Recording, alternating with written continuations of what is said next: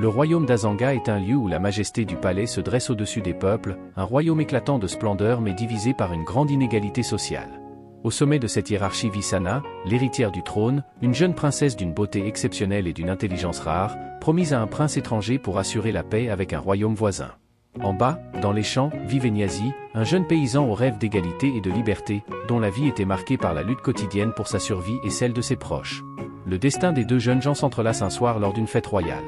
Sana, vêtue de sa robe la plus magnifique, entre dans la salle du bal. C'est là que son regard croise celui de Niazi. Il est là, dans l'ombre de la salle, presque invisible parmi les nobles, mais ses yeux brillent d'une lueur particulière. Sana, capturée par ce regard, est fascinée. Un frisson parcourt son dos. Sans savoir pourquoi, elle se sent attirée par cet homme, même si elle ne comprend pas ce que cela signifie. Ce soir-là, ils échangent quelques mots, et une connexion silencieuse naît entre eux. Sana se retire alors dans les jardins du palais pour respirer un peu d'air frais, sans savoir que Niazi l'a suivi. C'est ainsi qu'ils se rencontrent pour la première fois dans un lieu secret, loin des regards. Ils se parlent pendant des heures, découvrant une complicité qu'ils n'avaient jamais ressentie auparavant. Leur relation commence à se tisser dans le secret, alimentée par des rencontres furtives et des moments volés. Les rencontres secrètes entre Sana et Niazi deviennent de plus en plus fréquentes. Chaque nuit, ils se retrouvent sous le ciel étoilé, à l'abri des regards, dans les jardins du palais ou au bord d'une rivière lointaine. Niazi, venant d'un monde totalement différent, ne comprend pas la lourde obligation de Sana, enfermée dans son rôle de princesse. Mais son amour pour elle est sincère et pur. De son côté, Sana se sent prisonnière de sa position. Elle est attirée par Niazi non seulement pour son courage et sa beauté, mais aussi parce qu'il incarne ce qu'elle désire le plus, la liberté. Pourtant, une ombre de doute pèse sur leur amour. Sana sait que leurs statuts sociaux les empêchent d'avoir un avenir ensemble. La noblesse a ses règles, et son mariage avec un prince étranger semble inévitable pour garantir la paix du royaume. Niazi, de son côté, est rongé par la culpabilité. Il sait que sa lutte pour la justice et la liberté du peuple le conduira peut-être à un chemin sans retour, celui de la rébellion. Mais chaque moment passé avec Sana le pousse à se demander si l'amour peut être plus fort que le destin. Les tensions grandissantes. Le royaume commence à trembler. La révolte populaire grandit de jour en jour.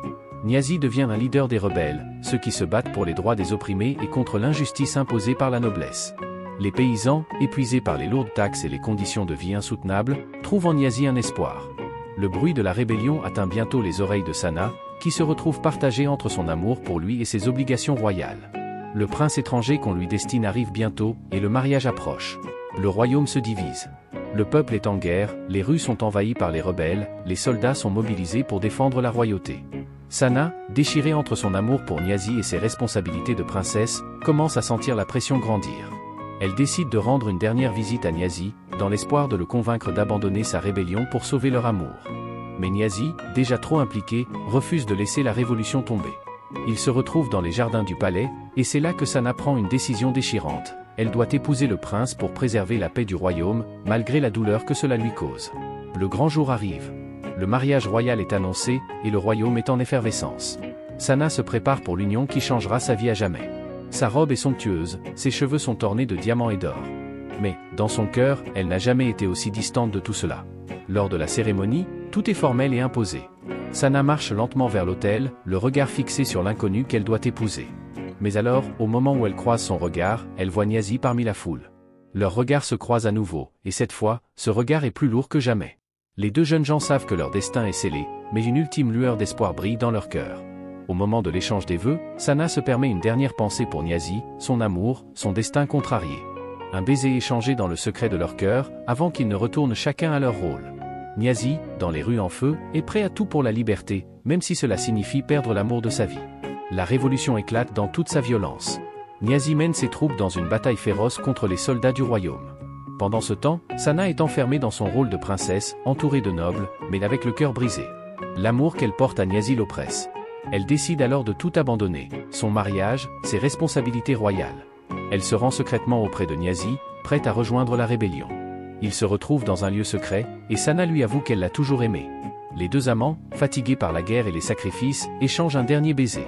Mais leur union est interrompue par l'arrivée du prince, furieux et déterminé à protéger son honneur. La révolution triomphe.